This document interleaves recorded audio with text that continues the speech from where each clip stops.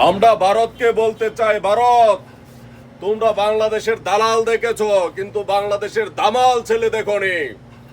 এই স্বৈরাচার হাসিনা দীর্ঘদিন বাংলাদেশকে ভারতের কাছে ইজারা দিয়ে রেখেছিল, বাংলাদেশকে বিক্রি করে দিয়েছিল, বাংলাদেশ ইন্ডিয়াকে তুলুদুলু করতো সব সময়, তাদের কাছে মাথা নত করে থাকতো। কিন্তু 5 আগস্টের পরে দেখিয়ে দিয়েছে বাংলাদেশ আয়তনে ছোট হতে পারে, কিন্তু বাংলাদেশের মানুষের বুকের পাটা সেটা ছোট না। বাংলাদেশের মানুষ কখনো গুলামির জেঞ্জির গলার মাঝে নিবে না, সেটা বারবার প্রমাণ করেছে।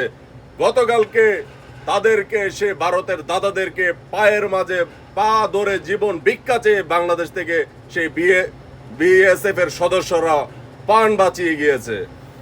এটা দেখেও চোখের মাঝে শান্তি লাগে, মনের মাঝে একটা অন্যরকম ভাব চলে আসে।